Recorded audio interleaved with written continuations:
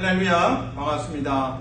예배하는 가정마다 하나님의 복됨이 충만하기를 주님의 이름으로 축복합니다. 아멘. 찬송가 340장입니다. 어지러운 세상 중에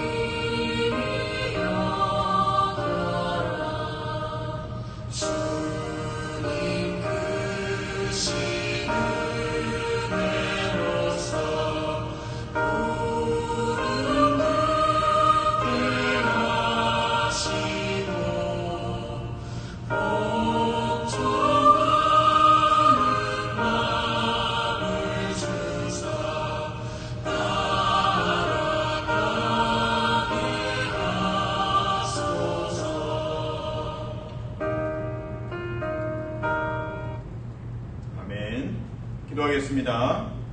거룩하신 주님 감사합니다. 오늘 에스겔서 16장의 말씀을 통해서 우리에게 말씀하여 주시고 순종하는 복됨을 허락하여 주시옵소서. 때로 우리가 중앙선을 침범하듯이 위험하고 위태로운 길을 갈 때가 있습니다. 주님, 우리를 긍휼히 여기사 예수 그리스도로 말미암은 죄사함의 복됨, 복음으로 인하여 다시금 그 진리의 길로, 거룩의 길로 서게 도와주시옵소서. 하늘들 위해 중보합니다. 하나님 위로하시며 치유하시며 싸매심을 허락하여 주시옵소서. 주님, 우리 교회 선교를 위해서 기도합니다. 땅끝에서 수고하는 선교사님들 가정과 사역 위에 기름 부으심이 넘치게 하여 주시옵소서. 하나님, 복음을 전할 때마다 하나님 감사가 넘치게 하시고 구원받는 자들이 있게 하여 주시옵소서. 특히 자녀들이 영육간의 강건함을 얻게 하시고 비전 위에, 말씀의 비전 위에 세워지는 복됨이 있게 하여 주시옵소서. 예수님 이름으로 기도합니다. 아멘. 하나님께서 주신 말씀 에스겔서 16장 35절에서 43절까지 읽겠습니다. 나눠서 교대로 읽습니다. 그러므로 너 음녀야 여호와의 말씀을 들을지어다. 주 여호와께서 이같이 말씀하셨느니라.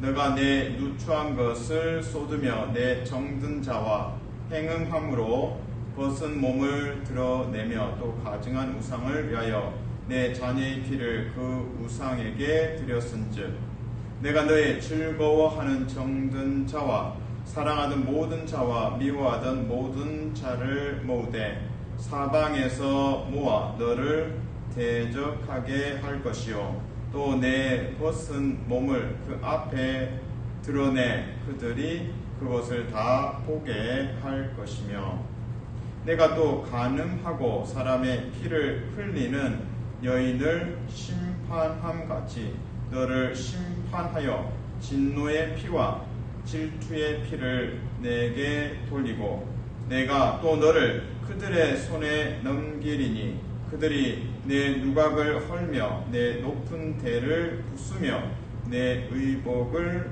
벗기고 내 장식품을 빼앗고 내 몸을 벌거 벗겨 버려두며 무리를 데리고 와서 너를 돌로 치며 칼로 찌르며 불로 내 집들을 사르고 여러 여인의 목전에서 너를 벌할지라 내가 너에게 곧 음행을 그치게 하리니 너가 다시는 값을 주지 아니하리라.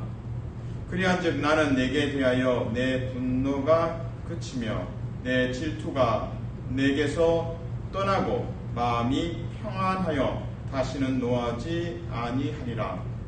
너가 어렸을 때를 기억하지 아니하고 이 모든 일로 나를 분노하게 하였은즉 내가 내 행위대로 내 머리에 보응하리니 너가 이 음란과 내 모든 가증한 일을 다시는 행하지 아니하리라. 주 여호와의 말씀이니라. 아멘. 성경에는 하나님의 기름 부심을 받았고 또 쓰임을 받은 분들이 많이 계십니다. 그러나 한순간에 어떤 성적인 범죄를 행함으로 추락하는 경우가 있습니다. 예를 들면 이제 다윗이 그러합니다. 다윗은 유부녀 바세바를 취하고 결국에는 그 남편까지 이제 죽음에 이르게 합니다. 하나님께서 다윗의 그런 범죄에 대해서 눈 감지 않으시고 나단 선지자를 보내셨습니다. 그리고 다윗의 집에 엄청난 비극이 생기게 됩니다. 다윗은 그래서 자신의 범죄함이 얼마나 심각한지를 그 고난의 과정 속에서 깨닫게 됩니다. 이처럼 다윗은 하나님의 기름 부으심을 받았고 또 귀하게 쓰임을 받았습니다. 그러나 범죄로 넘어졌고 또 추락하는 장면이 있습니다. 물론 이제 회개의 시간도 있고 회복의 시간도 있습니다. 또 사사기에 보면 하나님의 쓰임을 받다가 또 추락한 사례가 있습니다. 바로 이제 두 번째 삼손입니다. 그 막강한 그 힘의 그 상징인 그 삼손이 또 여러 가지 그 성적인 범죄로 인하여 또 넘어지고 그리고 참으로 이제 안타까운 죽음까지 이르게 됩니다. 지금까지 저는 다윗과 또 삼손 그리고 또 성경에 많은 인물들이 등장합니다. 한마디로 이제 성적인 범죄를 행함으로 하나님께서 귀히 여기시던 그 위치에서 바닥으로 추락하는 인물들 제가 말씀드렸습니다.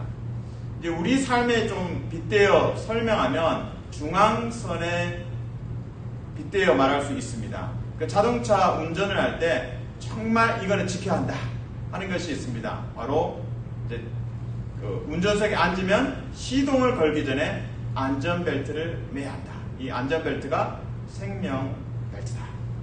그리고 우리가 이제 운전 중에 이제 안전 속도를 잘 준행을 해야 합니다. 70마일이면 70마일 딱 지키는 게 중요하죠. 그리고 마지막으로 운전할 때 조심해야 되는 것이 중앙선을 침범하지 않는 것입니다. 왜냐하면 중앙선을 넘어서게 되면 반대편에서 오는 차량과 정면 충돌을 할 수 있습니다. 내가 60마일로 달리고 그리고 상대방도 반대편 차선에서 60마일로 달립니다. 만약 중앙선을 침범해서 정면 충돌이 되면 이 각각의 차가 받는 그 충격은 마치 120마일로 달리다가 벽에 부딪히는 그런 이제 임팩트, 충격을 받게 됩니다. 그러니까 치명적입니다. 심각한 사고로 이어질 수 있습니다. 그래서 하나님을 이제 예배하는 우리 성도가 여러 가지 실수할 수 있죠. 그런데 정말 중앙선을 넘어서는 그런 이제 큰 죄악을 범할 때가 있습니다. 물론 이제 삼손과 다윗의 경우에 이제 성적인 범죄를 말씀드렸습니다. 그것을 이제 성경에서는 그 음행이라는 표현을 써서 하나님의 언약 백성이 남편된 하나님을 떠났다. 이방의 신들을 쫓아갔다. 그래서 그것을 이제 영적인 음란에 비유하고 또 음행에 비유하곤 합니다. 오늘 에스겔서 16장 본문을 꿰뚫는 한 단어가 있습니다. 그것은 음녀라는 단어입니다. 음녀. 그래서 언약 백성들이 하나님을 떠났다. 그리고 음행을 하고 있다라는 내용이죠. 오늘 에스겔서 이제 16장 전체를 보시면 13절에서는 이스라엘의 그 원래 위치, 왕후의 지위라는 표현을 썼습니다. 그러니까 너무나 높은 자리에 왕후였다가 하나님을 떠나고 우상숭배를 함으로 인해서 음녀로 추락하는 장면을 본문에서 그려내고 있습니다. 13절에서 16장 13절의 중요한 단어는 이제 왕후라는 단어고요. 그리고 이어지는 15절에서는 그러나 음란을 많이 행하여, 그리고 오늘 본문의 35절에 하나님은 이스라엘 백성들을 음녀야 주 여호와의 말씀을 들으라 라고 이렇게 진행이 됩니다. 자, 에스겔서 16장 13절에서 애초의 지위, 왕후의 지위 확인하면 좋겠습니다. 13절, 에스겔서 16장 13절을 같이 읽습니다. 시작. 이와 같이 너가 금, 은으로 장식하고 가는 배와 모시와 수 놓은 것을 입으며 또 고운 밀가루와 꿀과 기름을 먹음으로 극히 곱고 형통하여 왕후의 지위에 올랐느니라. 하나님께서 정말 왕후처럼 아끼고 먹이고 입히고 놀라운 지위를 하나님의 백성들이 누렸습니다. 그러나 하나님을 떠나고 배신하고 이방신을 섬겼습니다. 음행을 많이 했습니다. 그래서 왕후의 지위였지만 15절에서 그러나 하나님의 기대와는 정반대로 행한 모습, 음란을 행하고 우상숭배를 합니다. 15절 말씀이 있습니다. 시작. 그러나 너가 내 화려함을 믿고 내 명성을 가지고 행음하되 지나가는 모든 자와 더불어 음란을 많이 행함으로 내 몸이 그들의 것이 되도다. 여기서 음란은 영적인 음란, 하나님을 떠나고 우상 숭배를 하는 죄악을 음란에 표현되고 있습니다. 이제 이어서 이제 왕후의 지위였다가 음란을 행하고, 그러나 음란을 행하고, 그래서 마지막 35절에서는 음녀라고, 왕후에서 음녀로 강등된 모습을 보여줍니다. 35절입니다. 에스겔서 16장 35절 같이 읽습니다. 시작. 그러므로 너 음녀야 여호와의 말씀을 들을지어다. 참 충격적입니다. 하나님 앞에 범죄하는 것, 하나님을 떠나는 것이 얼마나 무섭고 또 안타까운 일인지를 잘 표현해 주는 단어가 음녀입니다. 히브리어로 이 음녀가 자나입니다. 그러니까 누군가에게 자고 있을 때 자나 이런 식으로 이제 저는 이제 암기를 합니다. 자나, 이것이 이제 음녀라는 표현입니다. 그 음녀라는 이 표현이 이제 구약 성경에 자주 쓰였습니다. 구약 성경에 총 93회, 거의 100회 정도 쓰였습니다. 자, 구약에서 이 음녀라는 단어, 자나가 93회 쓰였습니다. 그 중에 여러분 생각할 때 이 음녀라는 단어, 자나가 제일 많이 쓰인 본문이 어딜까요? 여러분 마음에 이제 호세아서 생각하실 겁니다. 하나님께서 호세아 선지자에게 명령하셨습니다. 음녀를 취하여 아내로 삼는. 그래서 그 호세아서에서 음녀가 많이 등장할 것이다. 맞습니다. 많이 등장합니다. 제가 자료를 찾아보니까 호세아서에 14번 음녀가 등장합니다. 근데 구약 전체로 봤을 때는 호세아서가 2위입니다. 음녀라는 단어가 많이 등장한 본문이 성경책이 호세아서입니다. 1등으로 음녀라는 단어가 많이 사용된 성경책이 에스겔서입니다. 에스겔서. 한마디로 에스겔서는 바벨론에 의해서 심판을 받죠. 하나님이 바벨론을 도구로 사용하십니다. 하나님의 백성이 하나님을 떠났고 영적인 음행을 범했고, 그래서 바벨론이 1차, 2차, 3차 공격을 하고 결국에는 바벨론의 전쟁 포로로 잡혀갑니다. 물론 이제 나라도 망합니다. 이런 일련의 왕후의 지위였다가 하나님의 총애를 받았고 제사장 나라의 사명을 받았지만 그 일을 저버렸기 때문에 하나님께서 심판하시고 결국에는 바벨론까지 타향살이를 하는 과정에 있습니다. 이런 일련의 그 심판과 벌, 하나님의 회초리, 가장 쉽게 표현할 수 있는 단어가 음녀라는 단어입니다. 자나, 히브리어로 자나, 음녀.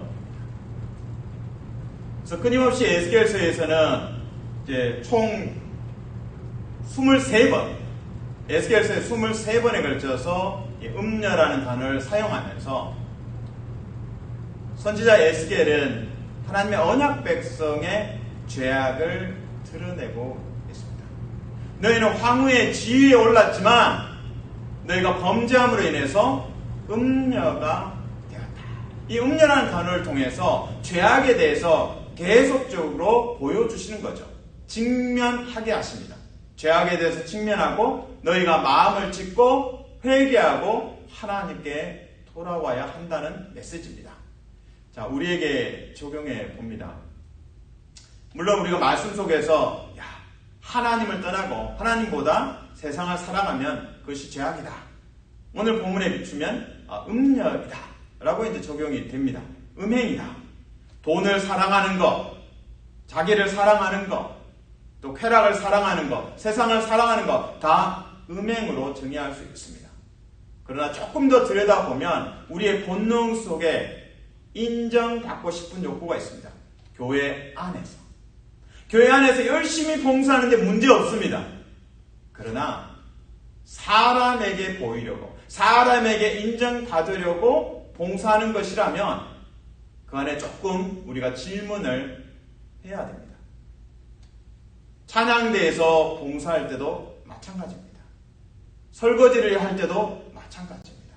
내가 헌금을 할 때도 그러하고요. 구제할 때도 그러하고 사람에게 보이려고 또 사람에게 인정받고자 하는 욕구가 있다면 우리는 우리 마음을 점검해야 할 것입니다. 하나님 그렇습니다. 제 안에 사람에게 보이려고 이러이러한 일을 했습니다.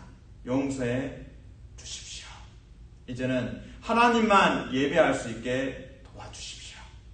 이처럼 교회에 오지만, 예배하지만, 봉사하지만, 구제하지만 우리의 본심이 내가 칭찬받고 싶다, 인정받고 싶다, 그것이 동기가 된다면 위험합니다. 점검해야 합니다.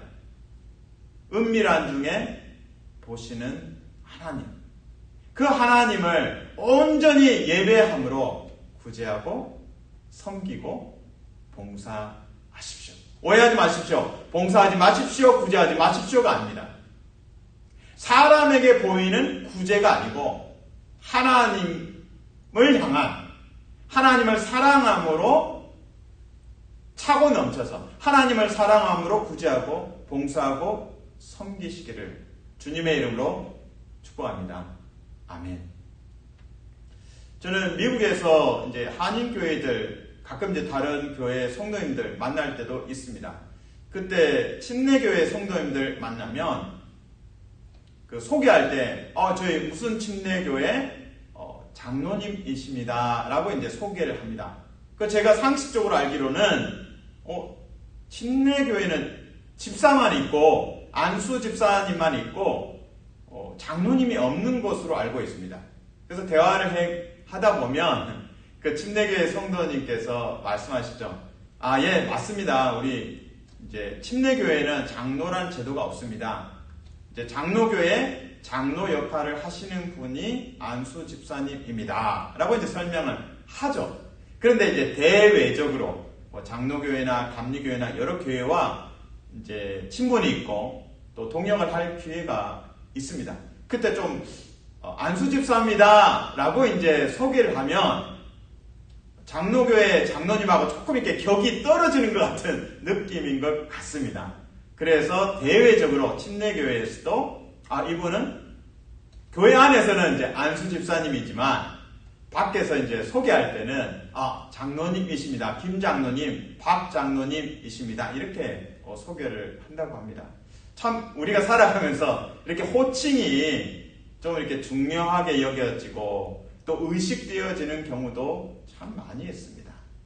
근데 좀 우리 마음을 조금 이렇게 들여다보면 좋겠습니다. 내가 사람에게 보이려고 예배하는가? 사람에게 보이려고 직분을 맡게 되는가? 가끔 이제 교회에서 장로님들을 이제 뽑는 그런 과정들이 있습니다. 그런 시간 속에서 교회가 참 어려울 때가 있습니다. 왜냐하면 후보가 3명이 나왔다. 근데 1명만 피택을 받고 2분은 택함을 받지 못했다. 장로님이 되지 못했다. 그러면 이 마음에 좀 어려움이 있는 분들이 계세요. 그러니까 선택된 분은 이제 떨어진 분의 입장에서는 저분은 교회 인정받았는데 나는 인정받지 못했다. 라는 그 마음이 이제 생기고 시험에 들고 그래서 교회를 떠나는 경우도 있습니다. 그래서 이런 장로 피택이나 또 권사 피택 이 과정이 있을 때 제일 먼저 하는 것이 투표 결과에 순종하겠습니다. 교회를 떠나지 않겠습니다. 하고 이제 서약서까지 쓰는 경우도 있습니다. 그 우리의 출발점이 사람을 의식하는 거죠. 물론 이해는 합니다. 섭섭할 수 있고 그럴 수 있습니다. 그러나 다시금 우리가 본질이 나는 하나님을 예배하는 자입니다. 하나님을 예배하는 자입니다. 그래서 하나님 앞에서 이미 나는 하나님의 자녀이고 왕후의 직분을 맡은 자입니다. 사람들이 이렇다 저렇다 또 직분이 어떻다 저렇다 상관없습니다. 하나님 앞에서 예배자로 말씀 주신 대로 순종하고 또 말씀의 은혜가 있으면 그 말씀을 또 나누고 삶에 감사가 넘쳐서 또 간증으로 또 나눌 수 있으면 그것으로 족한 것입니다. 사랑하는 성도 여러분 축복합니다. 세상의 명성을 추구하지도 않고 다른 사람의 부요함에 비교하거나 또 우월감을 갖거나 또 열정감도 갖지 않고 오직 은밀한 중에 보시는 하나님만 예배하는 복된 성도 되시기를 주님의 이름으로 축복합니다. 아멘. 하나님 감사합니다. 오늘 자나라는 히브리어 단어 음녀를 주목하여 보았습니다. 하나님의 백성이 하나님을 떠났습니다. 우상 숭배했습니다. 그래서 이 영적인 음행으로 인하여 음녀라고 불리게 되었습니다. 한때 왕후였던 자가 음녀로 추락을 했습니다. 하나님 우리의 마음을 점검하여 포기하여 주시옵소서. 우리에게 회복의 길들을 열어 주시옵소서. 마음을 찢으며 우리 마음 속에 사람을 의식하고 사람에게 보이려고 했던 모든 시도와 생각들, 의지를 고백합니다. 용서하여 주시옵소서. 은밀한 중에 보시는 하나님만 예배하게 도와주시옵소서. 예수님 이름으로 기도합니다. 아멘.